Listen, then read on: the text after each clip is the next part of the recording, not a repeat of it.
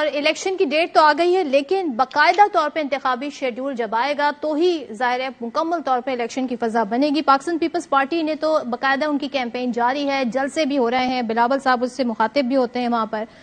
لیکن مسلم لیگ نون اقتدار کی جو ایک جوڑ توڑ کی سیاست ہوتی ہے اس میں بڑی مصروف دکھائی دے رہی۔ ان کی الیکشن کیمپین اس طریقے سے ہمیں ابھی نظر نہیں آ رہی۔ نواز شریف کی بات کریں، پی ٹی آئی چیئرمین کی بات کریں، دونوں کے معاملات الگ الگ ہیں، ان کی مشکلات بھی الگ الگ ہیں۔ کیا نواز شریف صاحب کی جو العزیزیہ کیس میں جو سزا ہے وہ کل عدم قرار دے دی جائے گی تو وہ الیکشن کے لڑنے کے پھر اہل ہو جائیں گے؟ کتنا اس کا امکان ہے؟ پاکستان تحریک انصاف کا انٹرا پارٹی الیکشن چیلنج ہوا ہے، بلے کا نشان خطرے میں ہے، خود ان کی اپنی جو کہنا چاہیے کیسز ہیں ان کی پوزیشن کیا بنے گی، اور کیا کوئی جماعت سادہ اکثریت حاصل کر پائے گی کہ نہیں؟ یہ بہت سارے سوالات ہیں جن کے جواب حاصل کرنے کی کوشش کریں گے۔ ہمارے ساتھ موجود ہیں سینئر صحافی اینکر پرسن منیب فاروق صاحب، thank you so much. Senior صحافی سینئر تجزیہ کار اطہر کاظمی نے بھی جوائن کیا ہے، آپ دونوں کا بہت شکریہ۔ منیب، آپ سے آغاز کرتی ہوں، اور الیکشن کمیشن نے، نگراں حکومت نے ایک بار پھر دو ٹوک کہہ دیا، بڑا کرسٹل کلیئر ہو گیا ہے کہ 8 فروری کو الیکشن ہونے۔ ایسے میں مولانا صاحب اس سے پہلے سردی وجوہات بتاتے رہے کہ بڑی شدت کی سردی ہوگی فیب میں، پھر انہوں نے کہا جی ہمیں اس طریقے سے ہم کیمپین نہیں چلا پا رہے، امن و امان کی صورتحال انہوں نے بتائی۔ آپ کے خیال میں کتنا امپورٹنٹ ہے یہ جو خدشات ہیں ان کو ایڈریس کرنا؟ کیا یہ مطالبہ ہے یا یہ خدشہ ہے؟ اور بائی دا وے آج ووٹرز ڈے بھی ہے، تو ووٹر کا ٹرسٹ بلڈ کرنا ضروری ہوتا ہے، اور وہ انہی سیاسی جماعتوں نے کرنا ہے جو خود تحفظات کا اظہار کر رہی ہیں۔ بہت شکریہ آپ کا۔ دیکھیے، ووٹر کا ٹرسٹ تو صرف ایک ہی صورت میں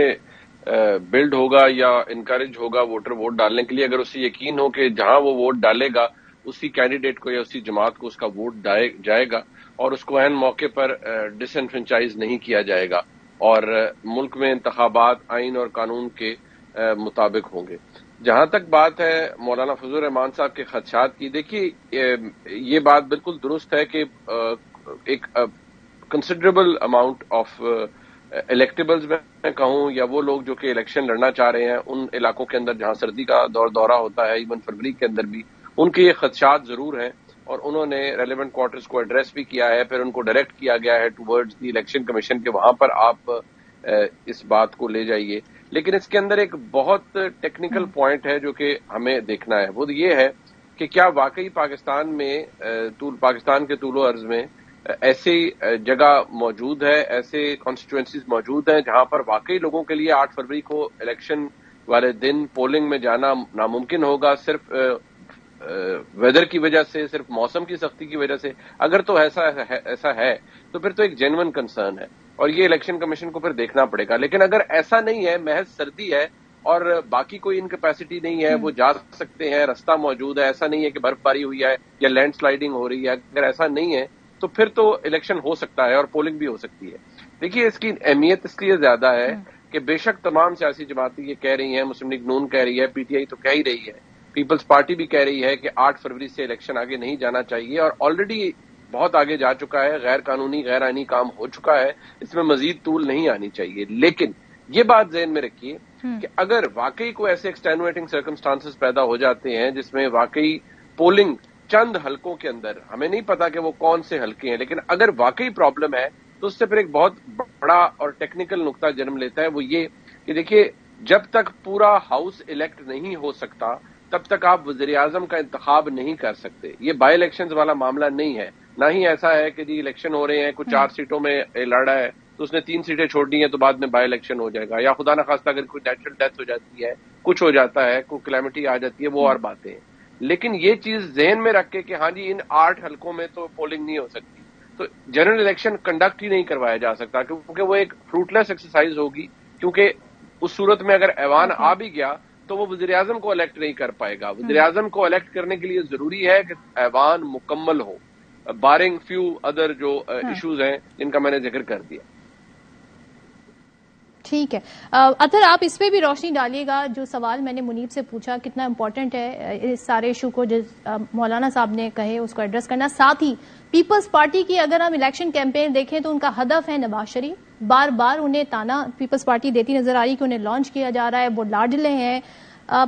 پی ایم ایل این کے لیے کتنا کنسرننگ فیکٹر یہ ہونا چاہیے ان پر یہ ٹیگ لگنا، کیونکہ ظاہر ہے سیاسی جماعتیں ایک نیریٹو بناتی ہیں، بیانیاں بناتی ہیں، بیسٹ فٹ آگے رکھتی ہیں، ووٹر کا اعتماد بھی انہیں حاصل کرنا ہے، سو آپ کو لگتا ہے ان کے لیے کوئی کنسرن کی بات ہونی چاہیے پیپلز پارٹی کا بار بار یہ بات دہرانا؟ نہیں، میرا نہیں خیال، ٹو بی آنےسٹ. ابھی ان کا جو بیانیہ ہے وہ کہاں پہ کھڑا ہے اس چیز کا اندازہ ان کو خود بھی ہے، اور پیپلز پارٹی جو ان کو ٹارگٹ کر رہی ہے ان کے حوالے سے بات کر رہی، وہ بھی اس لیے کر رہی ہے کہ اس وقت پاکستان کی سیاست جو ہے وہ دو دھڑوں میں بٹی ہوئی ہے. ایک طرف